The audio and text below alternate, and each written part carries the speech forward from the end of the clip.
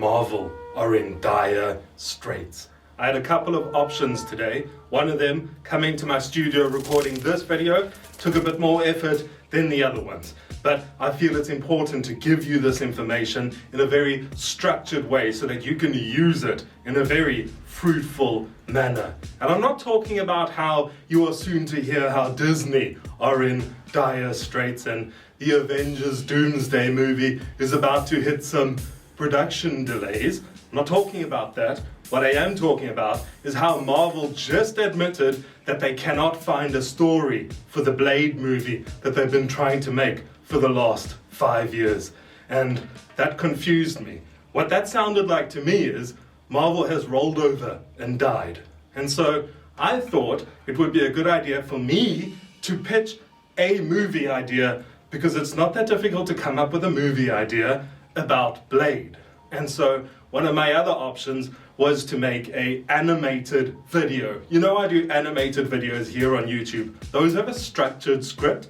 So I could have actually told you my idea for the Blade movie in a comprehensible way in a video. But instead, I chose to come here to my studio and tell you about it in person. So I'll have to put in the downstairs area some actual text that you can read about my story in case I don't actually tell you anything here in this video. There's a small chance that I might just waffle and not tell you about the actual idea that I have. Let me tell you about the character of Blade quickly before we start, because you might not actually know who Blade is. You might think it's Wesley Snipes. And technically Wesley Snipes did play Blade in a movie, so you're half correct. But you don't understand when I said character, I was talking about like the animated Marvel comic book character. Do you know what he's like? No. He was born as an orphan because unfortunately his mother was bitten by the vampire known as Deacon. I'm not starting again. Deacon Frost bit his mother while she was pregnant. She died in birth. Blade was born, and then he had vampire abilities, but none of the weaknesses. But also, the thing that defines Blade as a character is he was born without the dignity of choice of becoming a monster. He was born a monster, and that's his story, right? So let me tell you how this movie would play out. It would be in the 1950-ish, 49-ish area of the London town. So you thinking of those cool old school visuals, but it's sort of like a horror movie. In the daytime, you have the opulent and the elite having their afternoon teas with the finest china, with their lawns manicured perfectly, and their tiny little dogs running around in the gardens.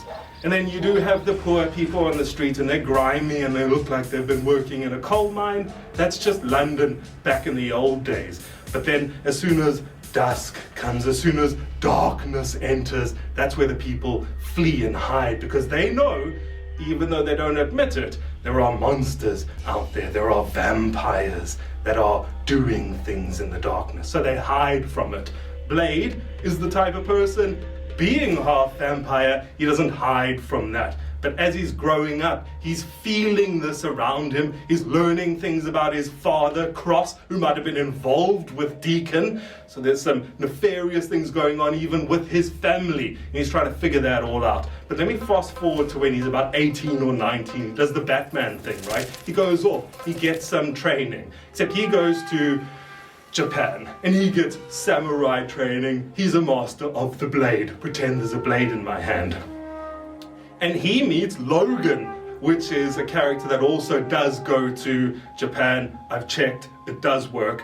And then brief encounter with Logan, brief encounter with the Midnight Order that teaches him how to be a bladesmith. He comes back fully prepared to take on the darkness of the city of London and take on this freaking Deacon Frost guy who bit his mom to death, right?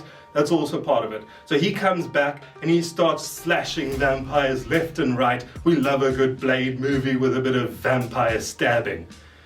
But Deacon Frost, he's now fled to America, and Blade's left with the question, do I go after him with my personal vendetta, or do I stay and protect the city from this monster that he's left here? And he does stay. He chooses the right thing. And also, the monster breaks a spell that was cast earlier on Brad Braddock. He's Captain Britain. He was asleep this whole time by magic. He wakes up, helps Blade defeat the monster.